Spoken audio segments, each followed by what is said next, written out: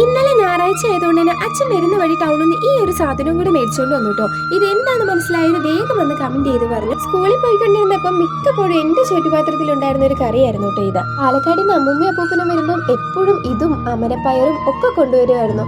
അങ്ങനെയായിരുന്നു സംഭവം ഞങ്ങൾ കഴിച്ചുകൊണ്ടിരുന്നത് കേട്ടോ. ഇവിടുന്ന് നമുക്കൊന്നും മേടിക്കാനേ കിട്ടിയിട്ടുണ്ടായിരുന്നില്ല. ഇപ്പൊ ഇത് കണ്ടുടനെ അച്ഛൻ മേടിച്ചോണ്ട് വന്നു. എന്നാൽ പിന്നെ വേഗം തന്നെ ഇവനെ തോരൻ വെക്കാലോ എന്ന് എഴുതി കേട്ടോ. ഇത് സത്യത്തിൽ കുറച്ചുകൂടെ വലിപ്പത്തിലെറിഞ്ഞ തേങ്ങയൊന്നും ഇടാതെ മെഴുകുവരട്ടി രൂപത്തിൽ വെക്കുമ്പോഴാട്ടോ ഇതിന്റെ ആ ഒരു ടേസ്റ്റ് ശരിക്കും കിട്ടുന്നത്.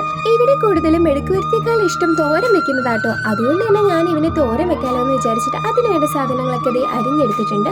പച്ചമുളക് ഇല്ലാത്തതുകൊണ്ട് തന്നെ ഞാൻ കുഞ്ഞു കാന്താരി ആട്ടെടുത്തേക്കുന്നത്. ക്യാബേജും ബീട്രൂട്ടും ഒക്കെ തോരൻ വെക്കുന്ന പോലെ അത്ര എളുപ്പം തന്നെയാട്ടോ ഇതും തോരൻ വെക്കാൻ. അപ്പൊ ഇതുവരെ കഴിച്ചിട്ടില്ലാത്തവരുണ്ടെങ്കിൽ ഒന്ന് ട്രൈ ചെയ്യാൻ മറക്കണ്ട.